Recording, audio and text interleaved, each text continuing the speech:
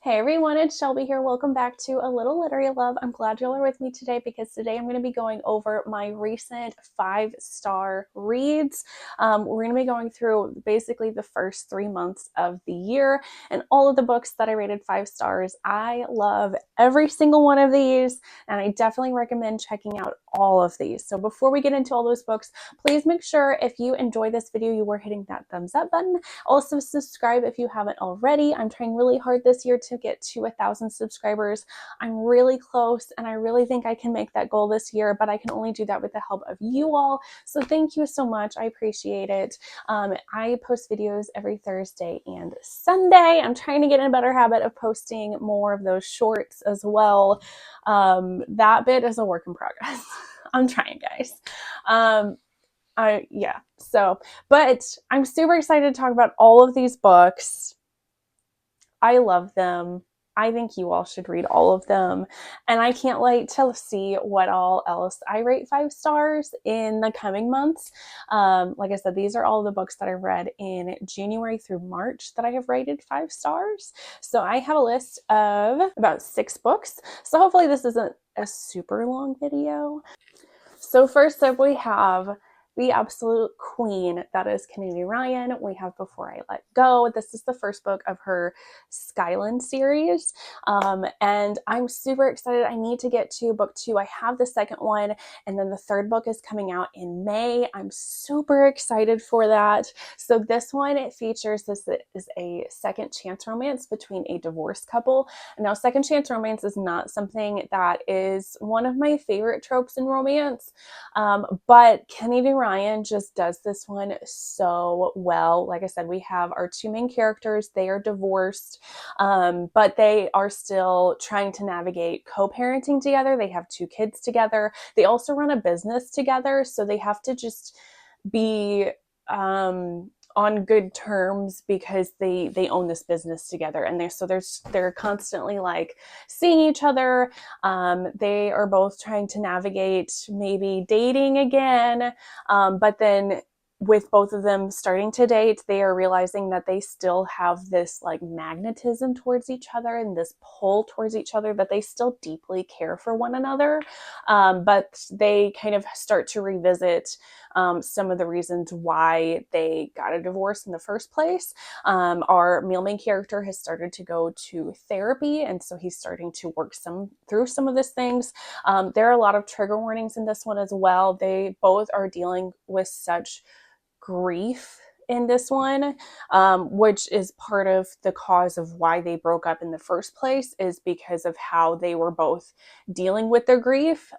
They were dealing with it in different ways, which is okay, but they weren't really helping each other. Like their ways of dealing with the grief were not really meshing well with each other, and it ended up them just hurting one another and pushing each other away. So it's them kind of both starting to finally work through their grief, and communicate with one another, and realizing that they still have such deep love for one another. I was sobbing reading this one, which is no surprise because I end up sobbing with most books by Kennedy Ryan. She just writes such deep emotional stories. They're so impactful stories. And I also loved this because I loved seeing this very successful Black couple. They run a business, both so in love with each other, and it's so beautiful to see that kind of light with Black characters and seeing that Black love. So I adored this story. It was so emotional and it was so good. I highly recommend checking this one out, and like basically all of Kennedy Ryan's books out. I'm trying to make my way through all of her books, but it's a slow process because they are so emotional. I have to take a little bit of time between them. I definitely plan on getting to the second book very soon so that I can read the third book when it comes out.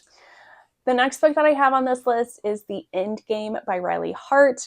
This is the first book of the Atlanta Lightning series, and I can't remember if this is a series or if this is just a duet. This is the only one that I've read from this series. I do plan on reading the other ones this year. So this is a killing romance. So this is a male-male romance. This is also a sports romance. So one of our male characters, Anson, he is a pro football player, but he's in the closet. And he's also kind of in the closet to himself. He doesn't allow himself to really like dive into like his sexuality and his sexual feelings, because he knows if he does allow himself to do that, like he'd have to hide and what it could mean for his professional career. So anyway, he ends up going to a bar and he meets our other male character of the story, Weston, at this bar. And they hit it off immediately. They start talking. I believe Anson ends up leaving his sunglasses at the bar, and Weston is able to find out his contact information, and they just kind of start this, not necessarily a sexual relationship. They almost kind of start like a friendship, even though Weston immediately is like very attracted to Anson. It makes it well known that he is interested in Anson. Anyway, so they also like live across the country, but they start messaging each other and texting each other and talking to one another, and they kind of start this relationship that way. So Weston is an openly out gay man. He is a senator, and he's one of the only openly gay senators. So it's very well known, you know, his sexuality, of course. So just them kind of slowly building up a relationship. Weston is much more of like a playboy type of character, but he's very, very drawn to Anson. And they kind of start this, eventually they start to give into their desires, at least Hanson does, and they start a bit of like a sexual exploration for Anson, and he realizes that he is gay. So this one it just gave me all of the warm and fuzzy feelings between these two characters. I thought they were so adorable. They give each other nicknames, and just their love story is just one of those like soul deep level love stories that I adore so much. I love both of these characters. Both of these characters have such great character growth as well with both of them. So like Anson, he's at the beginning of the story, he's very closeted, and then over time becoming more confident in himself, and standing up for himself and who he is as a person. But then we also have Weston. So like I said, that beginning story, he's very much more of like a playboy character. He doesn't really want to settle down, but seeing him just like fall in love with Anson and rooting for Anson, and both of them just like fully supporting one another, was just absolutely beautiful, and I adored it. Like I said, I cannot wait to get to the second one. I'm hoping that I can start reading that one soon. Then I have Untethering Dark by Desiree M. Nicolai. This one was kind of a surprise for me. So this is a fantasy romance. This is like a monster romance. And it was so good. So we have Astrid. She's our female main character. She is a hag in training. So she's like a witch, and her ultimate goal is to become a hag because she was rescued by a hag as a child, and her basically adoptive mother is like her role model. And she wants to become a hag. So she lives all by herself in this cottage in the woods. She loves nature. And every night she ends up putting out an offering to the forest god so that the forest god doesn't come and eat her. So then one day, there's a bunch of different like pesky humans wandering in the forest, and they ruin her offering. And so she's pissed off. She tries to go run after the humans, but she's too late, and then here comes the forest god. So she's like, all right, I'm going to go down swinging. I'm not going to let this guy just, eat me. But the forest god comes up to her, and he's not necessarily interested in her as a snack. He's attracted to her and wants to talk to her, and they honestly start to form like the cutest little relationship because both of them love the forest. And I loved that. They tend to garden together at one point, and it's just so cute. But there's some mysterious animal killings that are going on in the forest. So they start to work together along with some like forest rangers that Astrid is friends with. They all start to try to work together to try to figure out what is going on in their forest and trying to protect their forest and the animals that live there. So it was just so good, very steamy.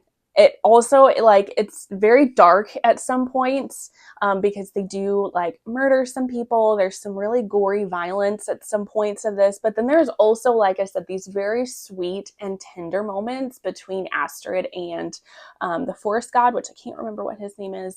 That I adored. It made me fall in love with the characters, and I loved how voraciously they, with their values, with how much they adored the forest and nature and protecting it, and it was just so freaking good. I also love Astrid is such a strong female character as well. She can hold her own. There are times where she is trying to protect him and then vice versa. And it's just, I love seeing that in a character. She's not just some meek person that's just going to lay down and just take what the forest god gives her. Like, she stands up for herself and makes it known who she is. And I just think that's absolutely fabulous. I loved her so much. It was so great. Then I have Passenger Princess by Morgan Elizabeth. This is the first book of her Evergreen Park series. I kind of read this series out of order because I read the second book first, and then this one, and then the third one. But that's neither here nor there. So this one, we have our female main character at the very beginning of the story. She wins the Miss Americana pageant, which is basically like Miss America. And she entered this pageant on a whim because she was hoping to help to, like, her platform is to showcase women's small businesses, and both of her friends have small businesses, so she was using it as a way to help promote her friends' businesses. So she's going to be traveling across the country just highlighting other woman small business owners and what they have created. And so on this road trip, she gets assigned a bodyguard, and they're traveling together, and it's just, it's so adorable. It has some of my favorite tropes. There's the forced proximity.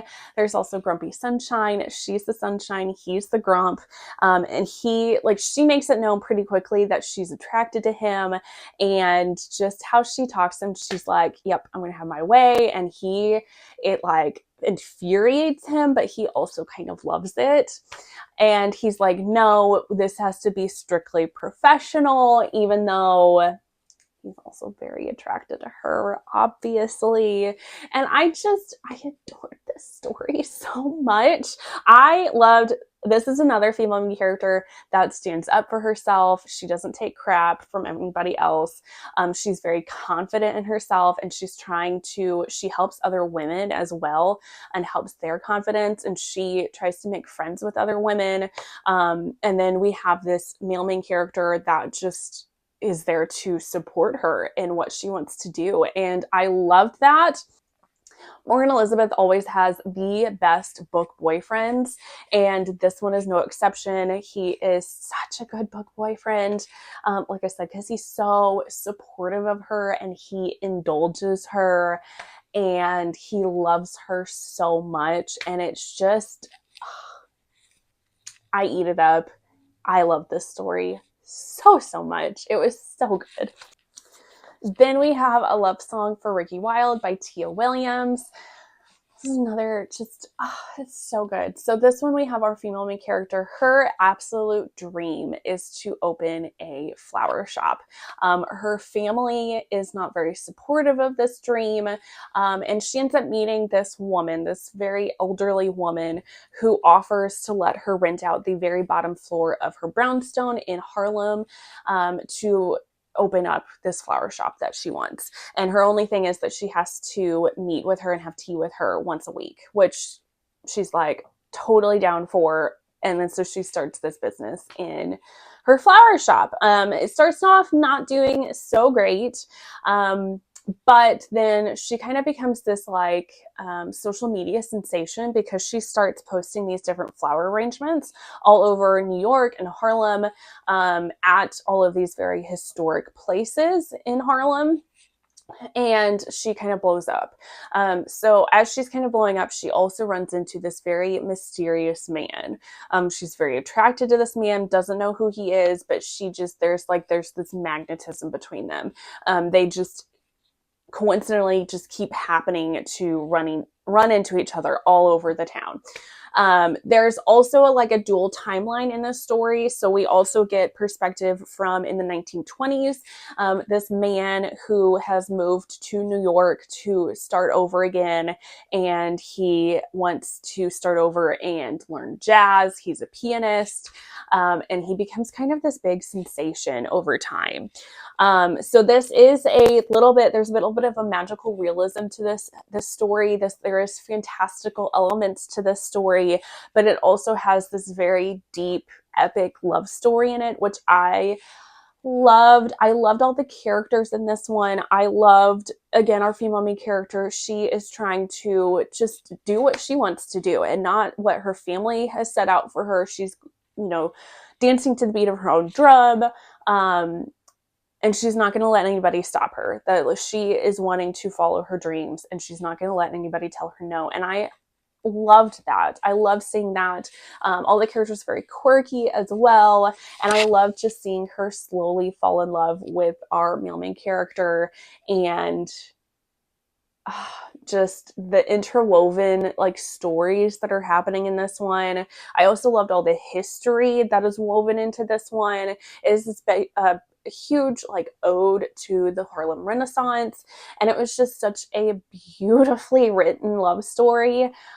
I adored it, and I can't wait to read more from this author. It was amazing.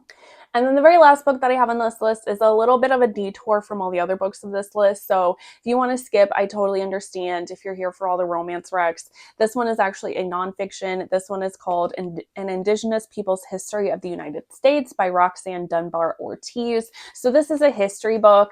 Honestly, I think this should be required reading for everyone. I picked this one up because I saw that it was on a banned book list. This book is actually being banned in any U.S. military run schools. So any military schools or schools that are on military bases, this book is banned in those areas. And I think that's very telling.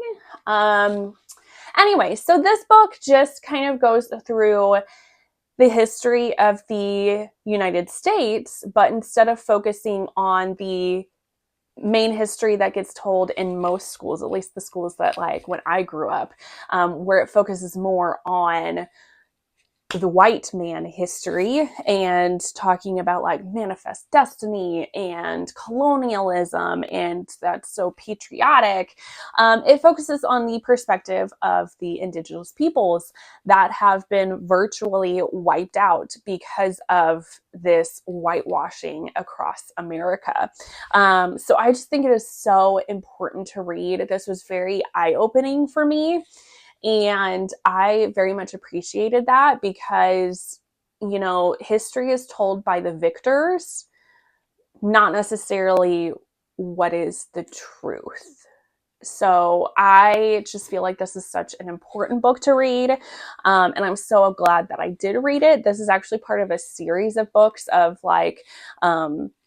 I think there's one that's the Black history of the United States and Latin history of the United States. So I do really want to read all of those as well, because I feel like a lot of that history is pushed down and we only hear about patriotism and all of these great white people and what they have done for our country. And, it minimizes the damage that has actually been done to a lot of different groups. So yeah, so there are all of my 5-star books that I have read in the first half of, or not the first half, excuse me, in the first quarter of 2025. I cannot wait to continue reading more books and just seeing and discovering more favorites.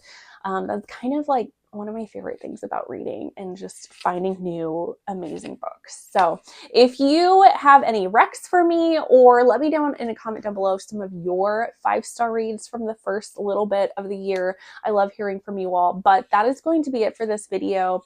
You should see some things pop up here about subscribing to my channel or checking out another video from me, excuse me. But otherwise, that is going to be it, and I will see you all in the next one. Bye, guys.